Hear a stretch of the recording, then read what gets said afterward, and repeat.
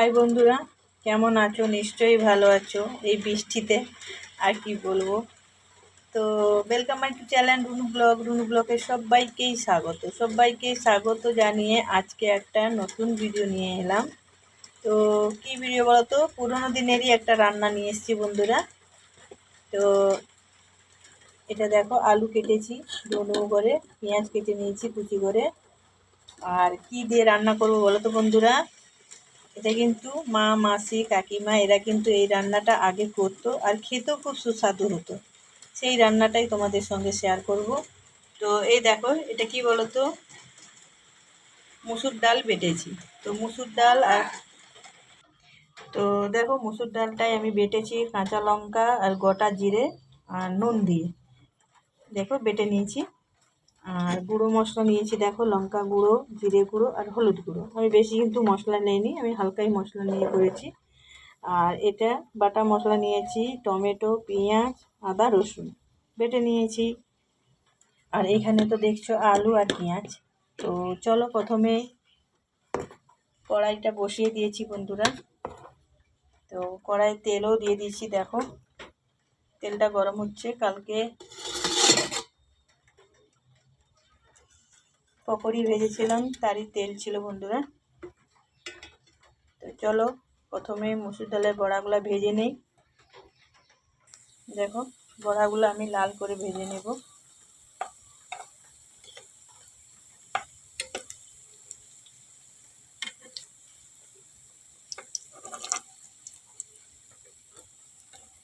এটা কিন্তু নিরামিষও বানাতে পারো, মানে শুধু পেঁয়াজটা বাদ দিলেই তো হলো, পেঁয়াজ আর রসুন।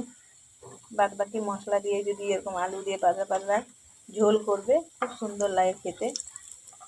আগে কিন্তু মা, মাসিরা কিন্তু এরকমই বানিয়ে খেতে, আমাদের তো খুবই ভালো লাগতো, ছোটোই অনেক খেয়েছি।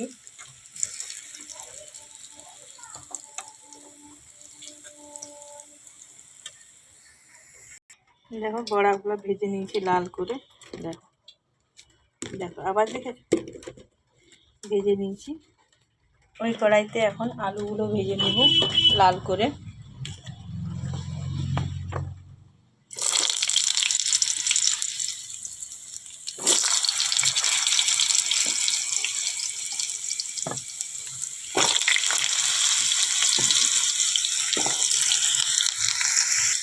দেখো হলুদ আর নুন একটু দিয়েছি।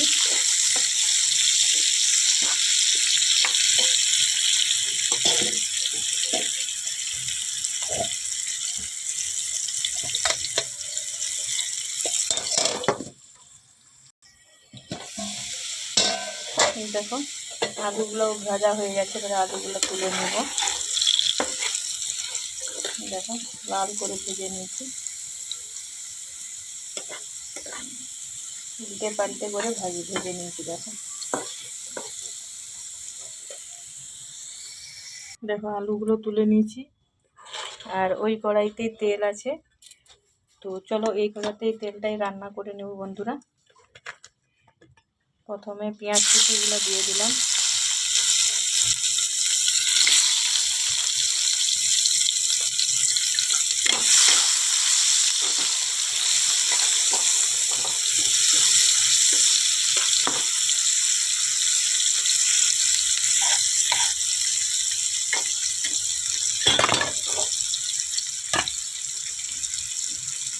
এখানে একটু কালো জিরে দিলাম।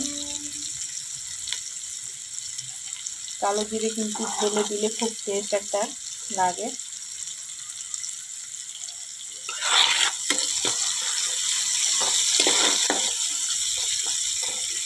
পেঁয়াজটা একটু লাল হবে।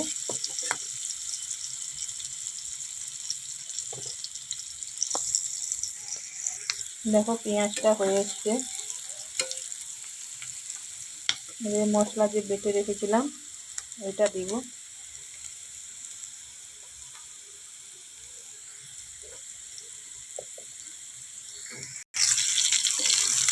দেখো হয়ে গেছে, বাটা মশলাটা দিলাম। আমার যতটা লাগবে আমি ততটাই দিব বন্ধুরা, যতটা পরিমাণে লাগলো। এটা একটু কষানো হলে বাদবাকি শুকনো মশলাগুলো দেবো।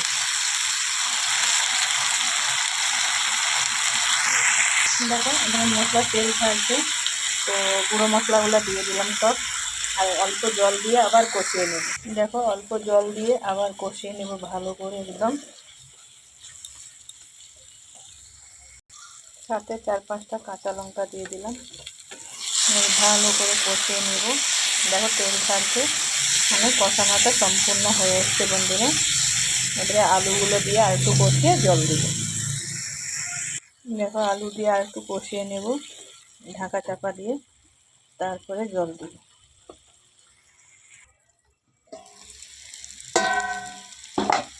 দেখো বন্ধুরা আমি 5-10 মিনিট মতো কষিয়ে নিয়েছি বন্ধুরা। তো দেখো তেল ছাড়ছে এবারে কিন্তু আমি জল দিয়ে দেবো, কেননা কষানো হয়ে গেছে আমার।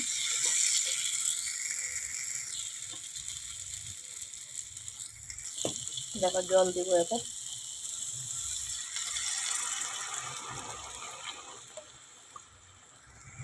দেখো ঝোলটা ফুটতে দিব, তারপরে বড়াগুলা দিয়ে নামিয়ে নিব, ঠিক আছে। দেখো ঝোলটা ফুটছে বন্ধুরা। দেখো আলুগুলো সিদ্ধ হয়ে গেছে।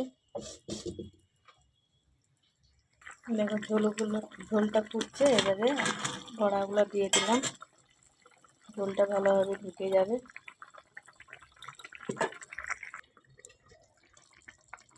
ঠিক আছে, আর বড়